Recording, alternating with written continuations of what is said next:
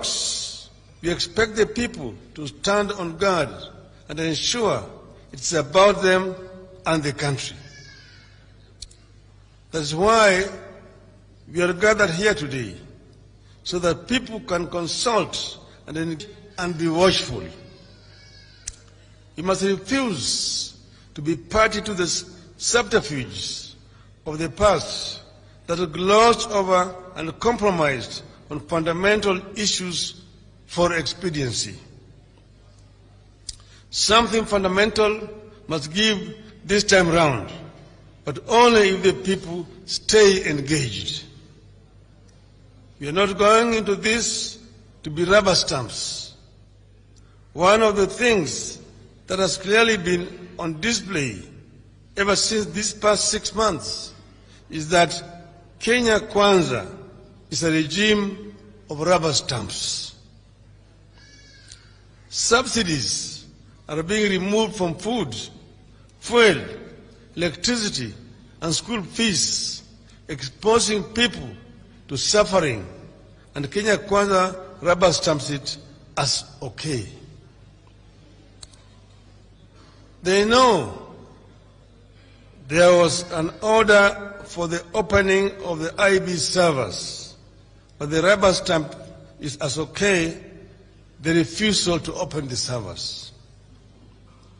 They know the buying of MPs to switch sides undermines our hard-won multi-party democracy, but they still rubber stamp it as okay. People are being appointed to and sacked from the civil service on tribal lines, but Kenya Kwanza rubber stamps it as okay. You have not agreed to participate in the bipartisan process to be another rubber stamp for Kenya Kwanza. That has to be understood from the outset. Should the talks falter or bear no fruit because of the grandstanding, lack of openness, lack of honesty, and intensely join hands, and let us stand firm in the interests of our country. Finally, we have said that we are not doing this because of any weakness on our side. We are only saying that Kenya is bigger, and that's why we are saying that we want to engage. Nobody should mistake this as a sign of weakness. We have embraced these talks before, but there must be talks which are going to be held with equal respect, mutual respect, and also with time in line with the law. The Kenya Kwanza have been saying we cannot do something outside the constitution and the laws. No law actually stops a dialogue outside parliament. In fact, we have had this before. When we are in a crisis, we had talks held at Serena Hotel, chaired by even a foreigner. Those talks were not considered to be illegal or unconstitutional. In the end, the product was taken to Parliament and approved unanimously by members of Parliament. We are in a similar situation here today. The police have shown complete disregard to the lives of our people. Many innocent Kenyans have died. Last week I visited Kenyans in hospitals, Bangati Hospital and Kenyatta Hospital. Young people shot by the police. Their only crime was that they were participating in a demonstration which was illegal because the police had been notified. A young man in Kisumu was knocked by police as a police officer. That young man in Kisumu, just for the understanding of everybody around here, is my nephew. Actually, not my nephew, my grandson. His mother is my niece. I'm the one who actually recruited him to take him to the police. Then they go and arrest innocent people and charge them with murder. The other Kenyans, journalists, just basically accompanying us when we were demonstrating, have been shot, some of them very seriously wounded by the police. That nothing has happened. So we have said as a meal that we are going to take this matter to the highest court in the world. Already our lawyers are working on this, and we are going to take the particulars of all those police officers who have been involved in deliberate shooting and killing or maiming innocent Kenyans to a court which is outside our jurisdiction as a people, to ensure that justice is achieved. But they can come with live bullets. They can come with bombs. We will go and confront them in the name of the Lord and the God of Kenya. And we are sure, like the biblical David will confront Goliath, and we know what will happen to Goliath. So we, therefore, want to thank all of you for coming.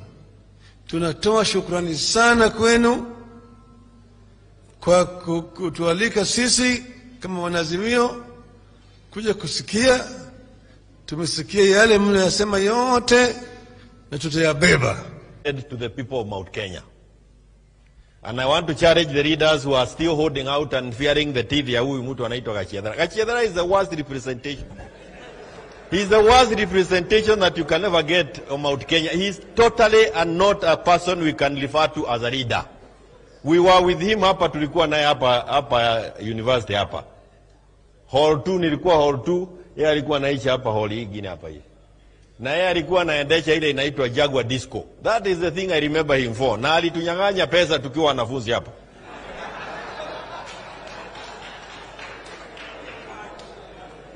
Export, ile pombe ilikuwa sijui wengine wamesaliwa juzi. Kulikuwa pombe na kachupa kadogo kanaitwa export. Ukienda bei yake ile alikuwa anatugonga hapa, unaambiwa ukiingia utakuta ingine ndani. Ukiingia hata ule ulikuwa umenunua amekunywa. So there is nothing we are expecting from these guys. Hamna, there is absolutely zero we are expecting from them. And I want to encourage, hii mambo hata mambo ya kahawa na nini, nothing will come from the, hiyo, kulikuwa msichana hapa alisema vipidi re, you know those things are still new to our time. Hii ni vipidi, ati mtasaidiwa kahawa, mtasaidiwa, hii vipidi ya kutuweka pale kama wajinga. You can see the moving of figures. Anatoa kwa huyu, anaeka kwa huyu. Anatoa kwa baba, anaeka kwake. Mchana hadharani. When I realized what he was doing, I don't want to say get into those things kwa sababu hadina muda, but I called the governor of Nyandarua anaitwa Kimemia. Na nilimuita saa 7 mchana. Hata haikuwa ifika. Nikamwambia hapa ile inaendelea kuna ukora mwingi. Na hakuna mtu hapa anatoboa. We would rather start thinking quickly what is that we can do. Kimemia akaniambia goja kidogo, niko na network yangu hapa na pale. Nikamwambia sawa, ngoja hiyo network tuongee baadaye. Saa 3 ya usiku nikampigia, network inafanya namna gani?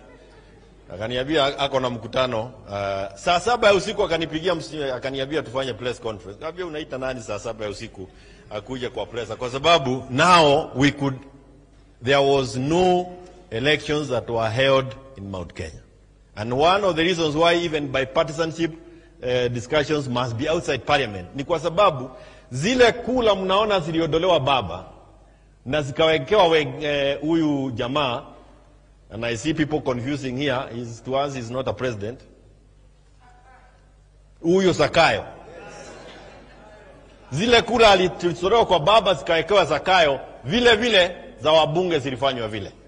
Na ndio kuna watu tano na ni viongozi. People you can never trust with the representing you anywhere, and that is why we cannot trust bunge to represent us in any of the issues that we want. That's why these discussions must be held outside, because even that institution is a product of thuggery. Na ndio unaona wameiba kura Mount Kenya. Jubilee chama kweli kiko katika sehemu zote Kenya, lakini wingi wa watu ulikuwa Mount Kenya.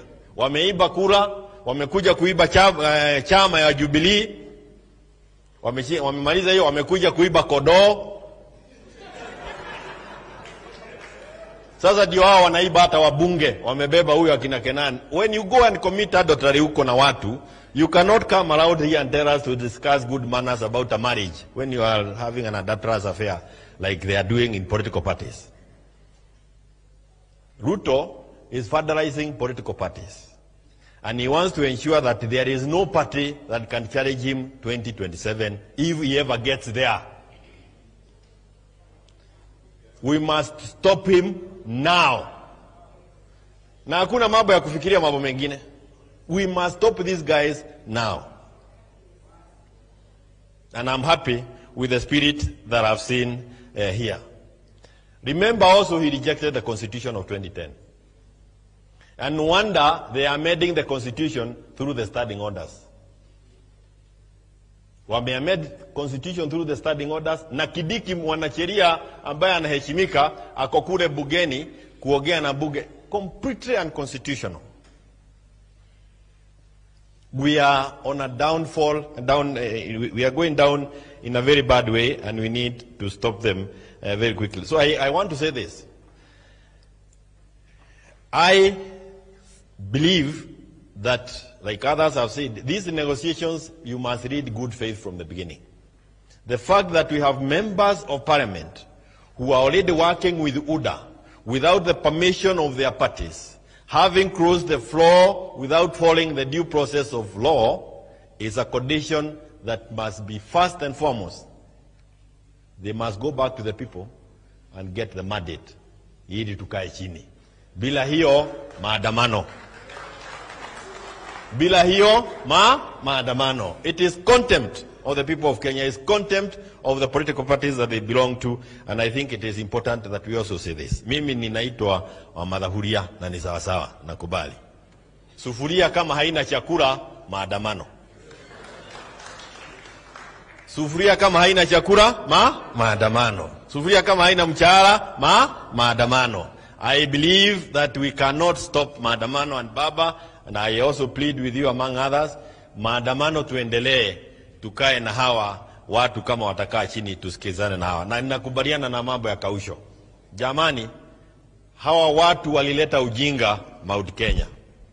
Unaenda kusema pale technical discussions kwa TV, wewe unaonekana peleka ujinga kwa wao. That is the only thing they understand. In discussions, in everything that you do, ujinga ndio itatoa hawa. They are trying to make use of us in a bad way. I want to thank you for your commitment to this cause. Tafadhali tuendelee, and I want to make an appeal to Mount Kenya leaders now. Fuata wairia, kujeni tufanye hii kazi, usichelewe. If Mount Kenya people had come out in the demonstrations that we had in the last 2 weeks, we would be in a different space today. They are the ones holding us back on this government. They are the only ones holding Ruto in State House. Hakuna mtu mwingine amebaki naye. Wakitoka, huyu jamaa atakibia kama siafu. Asante. Makofi kwa Bwana Kioni. Asante sana. Kabla sijaleta mama aongee nasi, alete baba. Tuko na ndugu yangu kutoka kule Western. Yeye ndiye amekuwa mkubwa wa magavana wote Kenya. Mimi nikiwa waziri. Resist any form of oppression. And we want to make sure that this nation becomes a nation that we are proud of, a nation that we can bequeath the children and generations that will come behind us. And therefore, Baba, mine is to encourage you, tuko nyuma yako. We always have been. I think the numbers have shown that we have been behind you. We will continue to support you. And all I can say is, aluta continua. Thank you. Asante sana. Tumesikia kutoka kwa Gachagua kule Nyeri. Gachieda. Uko Nyeri, si ndio? Sasa tunataka twende kwa Ndindi Nyoro kule Murang'a. Na yule nawaletea sasa ni yule aliyekuwa gavana wa Murang'a, lakini pia ni party leader wa party ya Usawa. Chama ambacho kinapigania usawa, wa Kenya wote wawe sawa, sio Kenya ya a few shareholders. Tuko pamoja? Naye anaitwa Mwangi wa Iria. Karibu, Your Excellency Governor.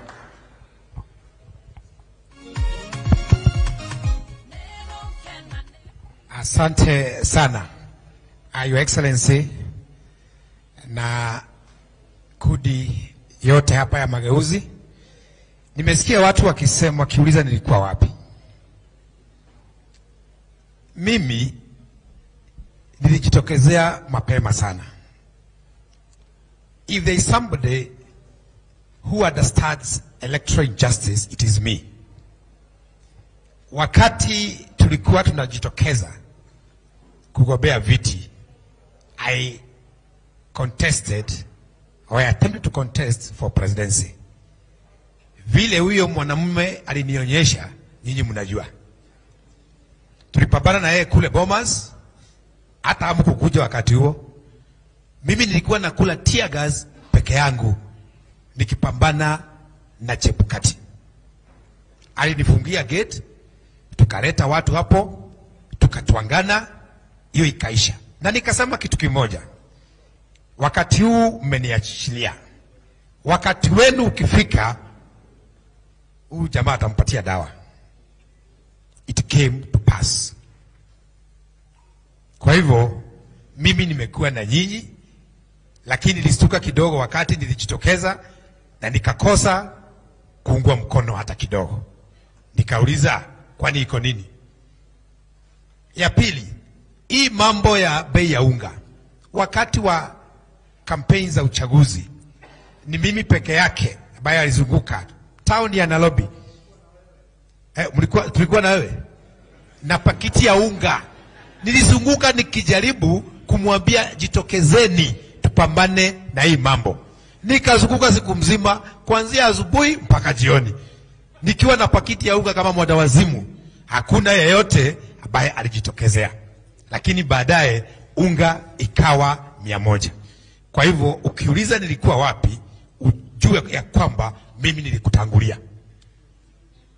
Hiyo nyingine ni kwamba nikisikiza ile maneno ambayo tumeongea leo na zile figures ambazo zimewekwa hapa, I can only summarize that process in one word: treason.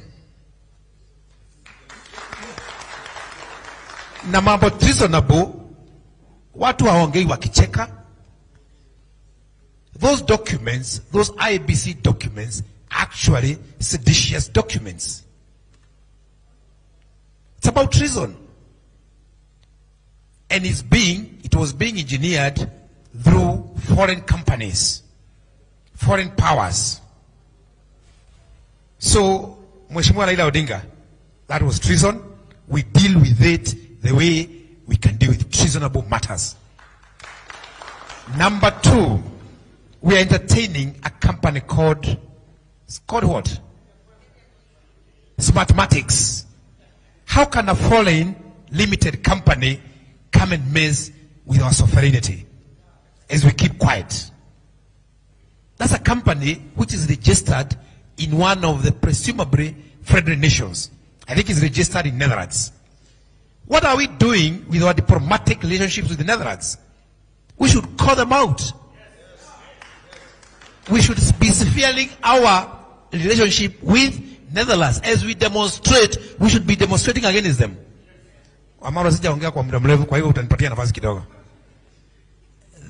Then there are nations which are involved. What I'm saying is that we should sever our diplomatic ties with them. Hiyo nyingine inatoka kwetu katika Central Kenya. The Deputy President of the Republic of Kenya have officially announced that Kenya is a limited liability company. And we are all laughing aloud and clapping aloud. That is a very, very, very, very, very serious position. That is the philosophy of this government, that Kenya is a limited liability company. We were a company in 1888, Imperial British East African Company, and the MD was Mackinnon. So we are being taken back there. What he means is that all state legacies and benefits which are supposed to accrue are only supposed to accrue to supporters or to those people who voted for Kenya Kwanza. 14 million Kenyans didn't vote for Kenya Kwanza because it's only 7 million who voted. for Kenya Kwanza and 7 million or so for Azimio. 7 million didn't vote, 7 million didn't vote for Kenya Kwanza. That means that 14 million Kenyans are not shareholders. And that is an official statement by this government. What are we discussing? We are supposed to call upon wale ambao si wana hisa for us to demand our share. And that's very simple. That's so simple. Wale ambao si wana hisa tujisajili na wao wapeane their share certificates, tupambane huko nje. Lastly, nikimaliza, mnasema Central Kenya ni kama hawaguziki kwa maandamano. Hiyo si kweli. Sisi kwanza huangalia, na madha anajua. Tumepeana muda karibu wa mwaka mmoja. Kuna ile ambao tulielezewa na tukaweka kula. Watu wa Central ikasemekana, although figures are showing differently, wakaweka kula. Bei ya kahawa, bei ya majani chai, na bei ya maziwa, bei ya mchele, bei ya milaa, na mambo mingi sana. Sisi ni wakulima. Hiyo mambo yote hakuna mtu anaongeleza. Sasa tukiuliza kitu tunaambua ati huyu ni mwenda wazimu. Central Kenya sasa mahubiri kila siku ni ati Raila Odinga ni mwenda wazimu. Ile story wamesema kwa miaka wamerudia. Mimi niko na nyinyi, lakini maandamano ya huko kwa mlima, sisi na wengi ambao wametiwa baridi na deputy president, kwa sababu huko hakuna mtu anaongea. Jamaa ukiongea anatoa meno. Ukiongea anatoa meno. Sasa tumemwambia ukitoa meno, as we are porcupines, kama we ni maumau. Thank you very much. Makofi kwa governor. Asante sana governor Wairia. Sasa kutoka Nyandarua mumesikia matokeo hapa. Kuna pahala panaitwa Oljororok. Hapo ndio wizi ulitendeka kabisa. Na hapa tuko na ndugu Jeremiah Kioni ambaye pia ni Secretary General wa chama cha Jubilee na ambaye pia anawakilisha the 4th President of the Republic of Kenya, Uhuru Muigai Kenyatta. Ndugu Kioni, karibu. And as you come, I want to agree with you and agree with Stephen Kalonzo Musyoka yale amesema hapa ya kwamba from the outset Kenya Kwanza have failed the taste ya good faith. They have said to the people of Mount Kenya. And I want to challenge the leaders who are still holding out and fearing the teeth ya huyu mtu anaitwa Gachiedhara. Gachiedhara is the worst representation. He is the worst representation.